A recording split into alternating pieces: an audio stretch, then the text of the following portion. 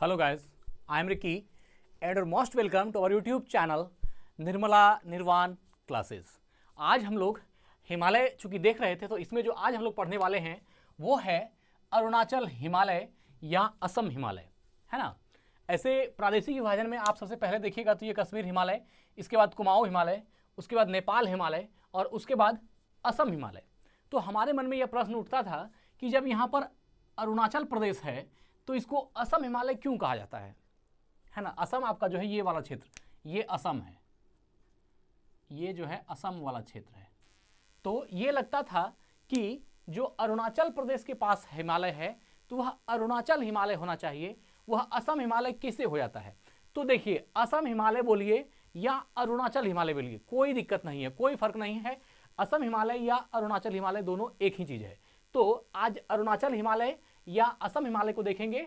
इसके बाद जो है एक और वीडियो आएगी जो पूर्वी हिमालय, जो इधर जो आपका पूर्वोत्तर पहाड़ियां हैं उस पर आएगी, क्योंकि हमने कहा था कि 11th का जो ज्योग्राफी का बुक है उसमें एक और जो है बढ़ा करके 5 प्रादेशिक विभाजन किया है। एक जो है पूर्वोत्तर पर्वत पहाड़ियां के बारे में भी नॉलेज है, जबकि साधारण तौर पर जो है 4 ही प्रादेशिक विभाजन होता है। एक जम्मू कश्मीर हिमालय, एक कुमाऊं हिमालय, एक नेपाल हिमालय और एक असम हिमालय, बस ये 4 ही हैं। लेकिन हम लोग और उसको भी देखेंगे।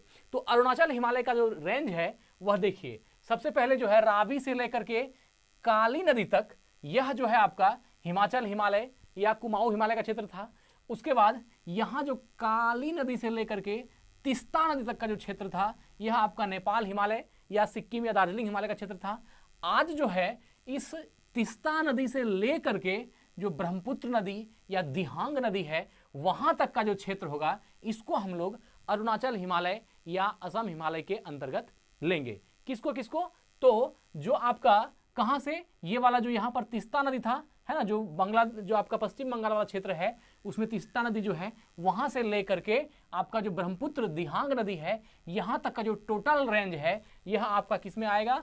अरुणाचल हिमालय में या असम हिमालय के अंतर्गत आएगा। अब तीस्ता की बात आती है कि तीस्ता नदी कहां है, तो तीस्ता नदी जो है भारत के सिक्किम तथा पश्चिम बंगाल राज्य, यह जो भारत का सिक्किम राज्य है और जो पश्चिम बंगाल राज्य है, जो दार्जिलिंग क्षेत्र हमने दिखाया था, तो सिक्किम और जो पश्चिम बंगाल का क्षेत्र है ना, भारत के सिक्किम तथा पश्चिम बंगाल राज्य तथा बांग्लादेश देश से होकर बहने वाली नदी है। भारत के सिक्किम और पश्चिम बंगाल तथा बांग्लादेश से होकर बहने वाली नदी जो है ये तीस्ता नदी है। और यहां से लेकर के दिहांग जो आपका ब्रह्मपुत्र यहां तक का जो क्षेत्र है वह आपका दिहांग नदी जो है, या इसको आपको कह सकते हैं दिफू दर्रा तक जो है वह आपका क्षेत्र है किसका? तो अरुणाचल हिमालय या असम हिमालय का क्षेत्र इसको आप कह सकते हैं।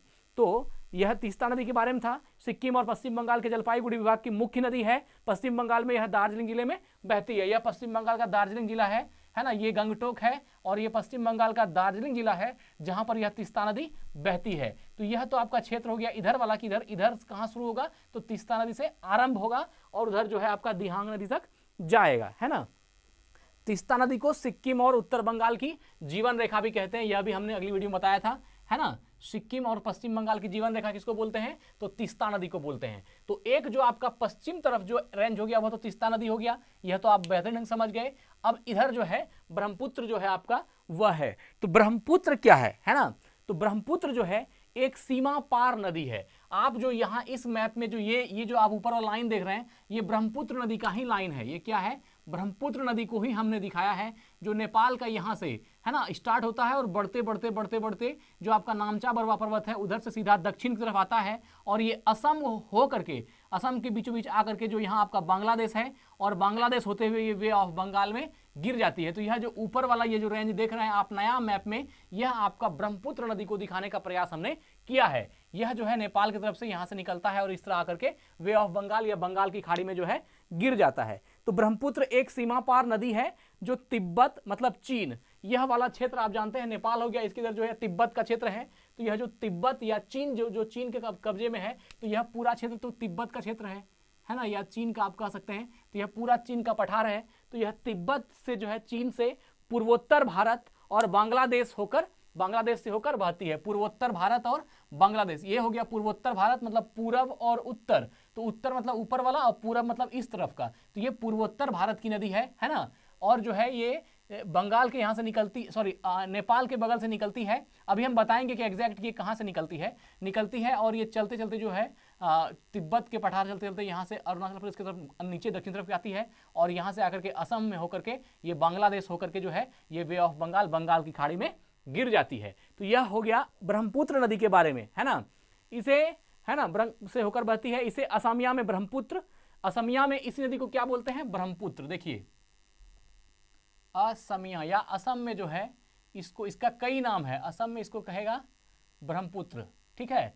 और जो आपका इसके बाद जो ब्रह्मपुत्र, असमिया में ब्रह्मपुत्र या इसको लुइत भी बोलते हैं, लुइत ब्रह्मपुत्र कोमा लुइत जो है इसको असम में कहा जाता है ब्रह्मपुत्र को।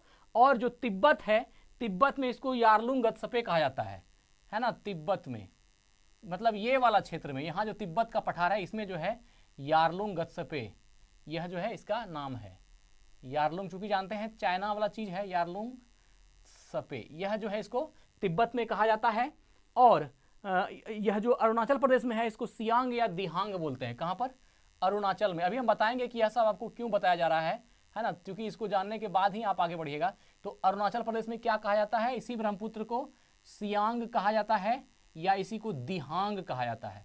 सियांग या दिहांग, यही ब्रह्मपुत्र नदी को अरुणाचल प्रदेश में कहा जाता है। और बंगाल में इसी को जमुना कहा जाता है, बंगाल में, है ना। बंगाल मतलब जो पश्चिम बंगाल का क्षेत्र है ना, उसमें जो है आपको इसको क्या कहा जाएगा, तो जमुना, सॉरी पश्चिम बंगाल नहीं है, बांग्लादेश में, हम गलती बोला गया, यह जो है बंगाली में इसको जमुना कहा जाता है। तो चूंकि यहाँ जब बांग्लादेश में आ जाएगा, तो चूंकि असम के बाद जो यहाँ ये असम हुआ, ये मेघालय हुआ, त्रिपुरा हुआ, तो त्रिपुरा से इसको कोई मतलब नहीं, लेकिन असम के बीचों बीच जो है यह, चूंकि ये मेघालय है, इसी को हमने लिखा है, अगर हम यहाँ पे इसको मिटा भी दें तो कोई दिक्कत नहीं है, मेघालय यहाँ है। तो ये असम से आते हुए बांग्लादेश में गिर जाती है और बांग्लादेश में इसी ब्रह्मपुत्र को जमुना कहा जाता है और ये बे ऑफ बंगाल में, बंगाल की खाड़ी में जो है आकर के बे ऑफ बंगाल में गिर जाती है। तो असम को ब्रह्मपुत्र भी बोलते हैं, लुइत भी बोला जाता है असम में, यहाँ पर असम में।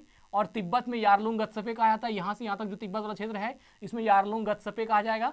अरुणाचल प्रदेश में सियांग या दिहांग, यहाँ पर दिहांग नदी भी कहते हैं इसको, या सियांग भी कहते हैं। और बंगाल जो है बांग्लादेश में, यहाँ पर इसको जमुना कहा जाता है। तो बांग्लादेश में ब्रह्मपुत्र को क्या कहा जाता है, जमुना। तो यह जो है आपको ब्रह्मपुत्र से जुड़ी हुई बातें थी, है ना। चलिए, हिमालय का सबसे पूर्वी भाग तथा इसका विस्तार। हिमालय का जो सबसे पूर्वी भाग है ये वाला है ना। आप जान रहे हैं ऊपर उत्तर, नीचे दक्षिण, इस तरफ पूरब और इधर पश्चिम। तो हिमालय का सबसे जो पूर्वी भाग हो गया वह अरुणाचल प्रदेश हो गया, है ना। तो अरुणाचल प्रदेश जो हिमालय का जो सबसे पूर्वी भाग है ना, तथा इसका विस्तार पश्चिम में तीस्ता से लेकर पूर्व में ब्रह्मपुत्र नदी तक है। पश्चिम में तीस्ता मतलब यहाँ से खड़ा होइएगा तो पश्चिम इधर, तो यहाँ हो गया आपका तीस्ता नदी, यह जो है TISTA, यह तीस्ता नदी हो गया। और यहाँ से यह क्षेत्र जो है यहाँ तक का जो क्षेत्र होगा, है ना, यहाँ से लेकर के यहाँ तक का जो ब्रह्मपुत्र तक का क्षेत्र होगा, यह आपका क्या हो गया, तो आपका अरुणाचल हिमालय या असम हिमालय का क्षेत्र हो गया। और यहाँ से लेकर के, है ना, तीस्ता से लेकर के ब्रह्मपुत्र तक जो मध्य में जो दूरी है वह 720 किलोमीटर है। कितना रेंज है इसका, 720 किलोमीटर। अरुणाचल हिमालय जो आप यहाँ तीस्ता नदी अर्थात सिक्किम भूटान का जो क्षेत्र है यहाँ से आरंभ होगा और ये होते होते होते होते जो है इस तरह होकर के यहाँ तक आएगा। और यह कितना दूरी होगा, 720 किलोमीटर। तीस्ता नदी से ब्रह्मपुत्र नदी तक की दूरी जो है 720 किलोमीटर होगी। और इसका क्षेत्रफल जो है 6750, है ना, 6750 या यह जो 67,500 कह सकते हैं, 67500, 67,500 वर्ग किलोमीटर का जो है इसका क्षेत्रफल है। इतना वर्ग किलोमीटर जो है इस रेंज का क्षेत्रफल है। किसका, अरुणाचल हिमालय की बात की जा रही है ना। इकाई दहाई सैकड़ा हजार, 67,500 वर्ग किलोमीटर जो है यह इसका इस पहाड़ी क्षेत्र का अरुणाचल हिमालय का क्षेत्रफल है। और इसकी लंबाई कितनी है, तो 720 किलोमीटर है। और इस भाग में हिमालय की ऊंचाई अन्य भागों से कम है। बाकी भाग में जो हिमालय की ऊंचाई है उसके बनिस्बत जो है इस अरुणाचल प्रदेश का जो हिमालय है इसकी ऊंचाई क्या है, कम है, हाइट जो है कम है। और सबसे ज़्यादा कहाँ पर है, तो जानते हैं नेपाल हिमालय की ऊंचाई सबसे ज़्यादा है, बाकी अरुणाचल प्रदेश के हिमालय की ऊंचाई जो है सबसे कम है, बाकी सबसे कम है। ठीक है, इसे असम हिमालय के नाम से भी जाना जाता है। हमने बताया ही कि अरुणाचल हिमालय या असम हिमालय एक ही बात है, कोई दिक्कत नहीं है। इसका विस्तार भूटान हिमालय के पूर्व से लेकर पूर्व में डिफू दर्रे तक फैला हुआ है। भूटान हिमालय से लेकर के पूर्व में डिफू दर्रा, ये जो डिफू दर्रा है यह कहाँ है, तो अरुणाचल प्रदेश में। डिफू दर्रा कहाँ है, अरुणाचल प्रदेश में। तो भूटान हिमालय से आरंभ होकर डिफू दर्रा तक जो है इसका क्षेत्र है, या इसको कहिए तीस्ता नदी से लेकर के ब्रह्मपुत्र नदी तक इसका क्षेत्र है, 720 किलोमीटर है असम हिमालय। यहाँ पर हिमालय पर्वत श्रृंखला का सामान्य दिशा जो है दक्षिण पश्चिम से उत्तर पूर्व की ओर है। क्या बोला? दक्षिण पश्चिम से उत्तर पूर्व की ओर है। देखिए यह जो है इसका मैप ऐसे बनता है, हल्का सा जो इस तरह का, क्योंकि पहाड़ी जो है आप देखिएगा तो यह इस तरह का क्षेत्र बनता है ना।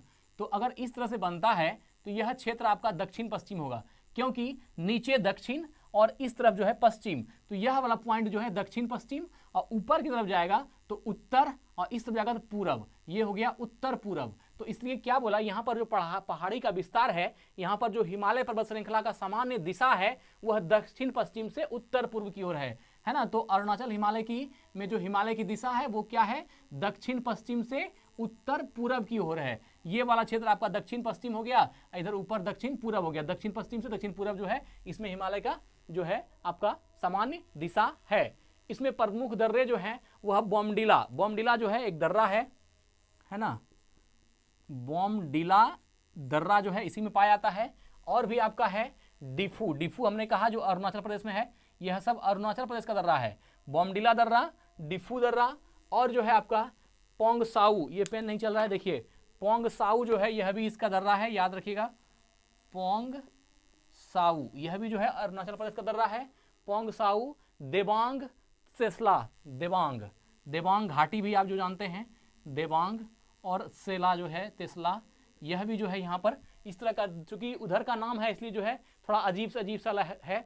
सेला, येंगप्पा टुंगा, ये जो है येंगप्पा जो है, येंगप्पा यह भी जो है इधर का, और टुंगा जो है यह सब यहाँ का जो है दर्रा है, घाटी है इस तरफ का। कहाँ का? तो यह अरुणाचल प्रदेश के हिमालय का बात हो रहा है। बॉमडिला दर्रा, डिफू दर्रा, पोंगसाऊ, देबांग, तिसला, येंगप्पा और टुंगा, यह सब जो है आपका है ना, आपका वहाँ का जो है दर्रा हो गया। प्रमुख जो फेमस दर्रा है अरुणाचल प्रदेश पहाड़ी का, अरुणाचल हिमालय का, उन सभी दर्रा का नाम जो है हमने यहाँ पर लिखा है। चलिए अब आगे बढ़ते हैं। इस क्षेत्र की प्रमुख पर्वत चोटियां जो है अका, देखिए प्रमुख पर्वत चोटियां क्या है? अका, इसका पर्वत चोटी का नाम बता रहे हैं। यह जो है प्रमुख पर्वत चोटी है जिसका नाम है अका। और जो है दूसरा आपका हो गया अक्का के बाद जो है वह हो जाएगा डाल्फा, गिरी, यह सब जो है पर्वत चोटियां हैं। डाल्फा, गिरी, यह सब जो है इस क्षेत्र का अर्थात अरुणाचल हिमालय या असम हिमालय का जो है पर्वत चोटी है ना। अक्का, डिफू, डाल्फा, गिरी, कांगतू, नामचा बरवा, कांगतू और जो है नामचा बरवा, यह सब जो है इधर का आपका नामचा बरवा। यह जो है अक्का, डाल्फा, गिरी, कांगतू, नामचा बरवा, यह सब जो है पर्वत चोटी है किधर का? तो ये असम हिमालय या अरुणाचल हिमालय का जो है यह सब आपका पर्वत चोटी है, जो इस क्षेत्र में प्रमुख पर्वत चोटियों के नाम में आते हैं। अब है कमेट, यह सब जो है ब्रह्मपुत्र की प्रमुख सहायक नदियां जो प्रवाहित होती है। अब यहाँ पर जो है कुछ ब्रह्मपुत्र नदियों का भी सहायक नदी का नाम जो है वह दी गई है, जो हम लोग देखते हैं। अब जो है यह देखिए कमेंट है ना, कमेंट, सुबनसरी, दिहांग, दिबांग और लोहित, यह 1 2 3 4 5 नदी जो है यह सब ब्रह्मपुत्र नदी की जो है सहायक नदियां हैं। किसकी है? ब्रह्मपुत्र की सहायक नदियां हैं। तो ब्रह्मपुत्र जो है आपका जो यहाँ से शुरू होकर के है ना, नेपाल के यहाँ शुरू होकर के जो है आती है और अरुणाचल प्रदेश से होते हुए असम होते हुए बांग्लादेश में रहती है और फिर जो है बंगाल की खाड़ी में गिर जाती है। तो यह जो है इसकी सहायक नदियाँ जो ब्रह्मपुत्र की है वह है कमेट, सुबनसरी, दिहांग, दिबांग और लोहित, यह सब जो है ब्रह्मपुत्र की सहायक नदियां हो गई, प्रमुख सहायक नदियां जो है यह सब हो गई। अब आपका बात होगा कि ब्रह्मपुत्र जो है कहाँ से निकलती है। ब्रह्मपुत्र के बारे में, इसकी सहायक नदियों के बारे में जान गए, यह भी जान गए कि वो अरुणाचल प्रदेश के बाद जो है असम से होकर के वह बांग्लादेश से होकर के वे ऑफ बंगाल में गिरती है। तो एक प्रश्न मन में उठता होगा कि यह आगाज कहाँ से होता है, इसका आरंभ जो है कहाँ से होता है। तो देखिए ब्रह्मपुत्र नदी जो है यह कहाँ इसका उद्गम है वह हम बता रहे हैं। तो हिमालय के उत्तर में तिब्बत के पुरंग जिले, यह जो हिमालय है इसके उत्तर में यह तिब्बत क्षेत्र है, यह पूरा तिब्बत का क्षेत्र है और तिब्बत के क्षेत्र में ही जो है आपका एक जिला है जिसका नाम है पुरंग। क्या नाम है? पुरंग जिला। तो यहीं से जो है ना पुरंग जिला जो तिब्बत का है ना, पुरंग जिला जो तिब्बत में स्थित मानसरोवर झील से निकलती है, यह पुरंग जिला है और मानसरोवर जो है ना, मानसरोवर एक झील है, मानसरोवर झील है जो आपका तिब्बत क्षेत्र का एक झील है, और इसी झील से जो है इसका उद्गम होता है, किसका? ब्रह्मपुत्र नदी का। तो यह भी अगर आपके मन में यह प्रश्न उठता होगा कि ब्रह्मपुत्र नदी को तो आपने दिखा दिया, ये कहाँ गिरती है यह भी बता दिया आपने, कहाँ कहाँ से निकलती है, लेकिन कहाँ कहाँ चलती है, लेकिन ये निकलती कहाँ से है? तो यह जो है तिब्बत के पुरंग जिला से है ना, तिब्बत का जो पुरंग जिला है वहाँ पर एक मानसरोवर झील है, और उसी मानसरोवर झील से जो है यह नदी निकलती है। अलग अलग जगह पर अलग अलग नाम है, लेकिन मूल रूप से आप इसको ब्रह्मपुत्र नदी जानिए, जो ब्रह्मपुत्र नदी चलती है और अरुणाचल प्रदेश से होकर के, असम होकर के, बांग्लादेश होकर के जो है बंगाल की खाड़ी में गिर जाती है ना। यहाँ इसे यरलुंगत्सपे कहा जाता है। हमने कहा कि तिब्बत में इसको जो है यरलुंगत्सपे, तिब्बत में इसी नदी को कहा जाता है ना। तिब्बत से बहते हुए यह नदी भारत के अरुणाचल प्रदेश राज्य में प्रवेश करती है। तो यह जान रहे हैं, चूंकि भूटान सिक्किम के बाद का जो ये पूरा क्षेत्र है तिब्बत है, यह जो लाइन आप देख रहे हैं बना हुआ, ये नदी का क्षेत्र जो है यह सब तिब्बत में बना हुआ है। तो मूल रूप से ये तिब्बत की नदी हुई, तिब्बत से आते हुए जो है यह भारत में अरुणाचल प्रदेश में घुस जाती है, फिर असम के दर्रा होते होते जो है आपका यहाँ आपका बंगाल की खाड़ी में आ जाती है ना। यह अरुणाचल प्रदेश राज्य में प्रवेश करती है। असम घाटी में इसे ब्रह्मपुत्र, और बांग्लादेश में प्रवेश करने पर इसे जमुना कहा जाता है। जब यहाँ असम घाटी में घुसा तो इसी का नाम हो गया ब्रह्मपुत्र। क्या कहा गया इसको? ब्रह्मपुत्र। और जब बांग्लादेश में घुसा तो इसी को कहा गया जमुना, जो निकलती कहाँ है? तिब्बत के पुरांग जिले के मानसरोवर झील से निकलती है और अरुणाचल प्रदेश की तरफ जो है भारत में इन करती है, फिर असम घाटी होते हुए जो है बांग्लादेश में निकलती है और बांग्लादेश से बंगाल की खाड़ी में गिरती है। चलिए, यह सब तो हो गया आपका तिब्बत के बारे में जो था वह आपको पता, सॉरी ब्रह्मपुत्र के बारे में जो था वह आपको पता हो गया। अब है यहाँ पर जो है ना कुछ ब्रह्मपुत्र की जो है प्रमुख सहायक नदियां भी बता दी हम आपको। अब कुछ जनजाति जो निवास करती है पश्चिम से पूर्व की ओर क्रमशः है, यह जो है पश्चिम से पूर्व की ओर, जब आप पश्चिम से पूर्व की तरफ जाइएगा तो यह जो अरुणाचल प्रदेश, अरुणाचल हिमालय या असम हिमालय है, इसमें जो आप पहले आइएगा तो आपको मोनपा जनजाति मिलेगी। कौन सी? मोनपा। कौन सी? मोनपा। इसके बाद ये क्रमशः क्रम है, पहले जो जनजाति मिलेगी आपको असम हिमालय में वह है मोनपा, फिर आगे बढ़िएगा तो डफला, फोफा संजुक है डफला, फिर जो है अबोर, फिर मिसमी, फिर निसी और फिर नागा। यह सब जो है टोटल जो है एक जनजाति है। जब आप असम हिमालय या अरुणाचल हिमालय में जब आप पश्चिम से पूर्व की ओर बढ़िएगा तो क्रमशः ये जनजातियां जो है आपको मिलती चली जाएंगी। सबसे पहले जब आप पश्चिम से चलना शुरू कीजिएगा तो पहले जो जनजाति मिलेगी वो मोनपा है, फिर डफला मिलेगा, फिर अबोर मिलेगा, फिर मिसमी जनजाति मिलेगा, फिर निसी जनजाति मिलेगा और फिर नागा जनजाति मिलेगा। तो यह टोटल जनजाति जो है आपका क्रमशः पश्चिम से पूर्व की ओर अरुणाचल हिमालय या असम हिमालय में जाने के बाद जो है आपको इस तरह की जनजातियां मिलेगी। और यह जो है इस तरह की जनजातियां जो ज्यादातर खेती करती है वह झूम खेती करती है। कैसी खेती करती है?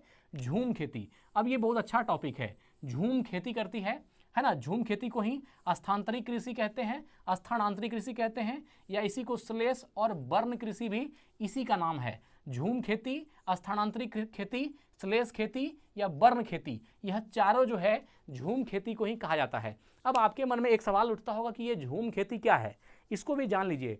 झूम खेती जो है मूल रूप से इन पहाड़ी क्षेत्रों में होती है जो असम हिमालय का क्षेत्र है ना। झूम कृषि जो है एक आदिम प्रकार की कृषि है ना, जिसमें पहले वृक्षों तथा वनस्पतियों को काट कर उन्हें जला दिया जाता है। मतलब जहां पर झूम खेती होती है वहां पर जो पहले से वनस्पति है, जो जंगल झाड़ पहले है, उसको काट दिया जाता है और उसको काट करके उसको जला दिया जाता है। जला के उसके बाद जो उसको उस मिट्टी में मिला दिया जाता है, उसके बाद उस पर खेती की जाती है। इससे क्या होता है कि वह जलने के बाद जो है कृषि का, जब वो मिट्टी में मिलता है तो उसकी कृषि उर्वरता बढ़ती है और फिर वहाँ पर 2-3 साल तक खेती की जा सकती है। फिर जो है वो उर्वरता खत्म होती है, फिर वहाँ से छोड़ करके दूसरी जगह पर जाइए और वहाँ पर जो झाड़ियाँ हैं उसको काट करके फिर जमीन में मिलाइए। ये वाला जो पहले जहाँ आपने खेती की थी वो अब फिर खत्म हो गया। इस तरह करके वो स्थानांतरित कृषि है, एक जगह से बदल करके दूसरी जगह, है ना। एक जगह 2-3 साल कर सकते हैं, उसके बाद फिर जो है अगली जगह का आपको तलाश करना होगा, है ना।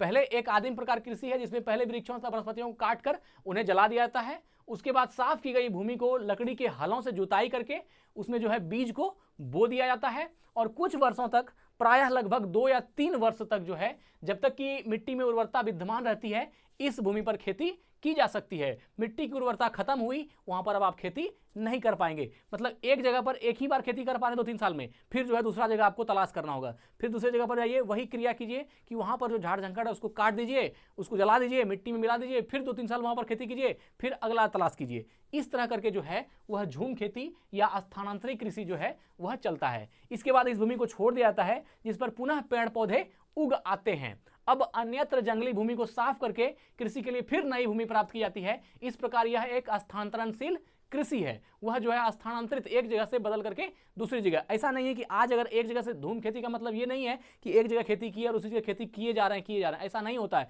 अगर आज वहां पर खेती किए हैं तो 1-2 साल तक वहां पर जो जला करके आपने डाला है उसकी उर्वरता 2-3 साल रहेगी, फिर वहां पर कृषि नहीं होगा, फिर तब तक आपको दूसरी जगह का तलाश करना पड़ेगा। इस तरह करके पूरा जो है वो तलाश करना पड़ता है ना।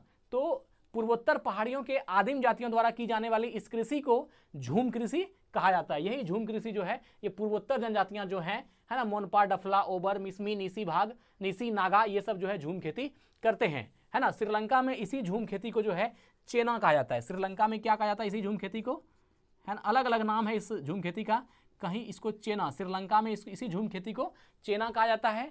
हिंदेशिया में लद्दाख कहा जाता है ना। हिंदेशिया में क्या कहा जाता है, हिंदेशिया में तो इसको लद्दाख कहा जाता है ना, लद्दाख। यह जो है कृषि का ही नाम है, लद्दाख कृषि। और रोडेशिया में इसको मिल्पा कहते हैं।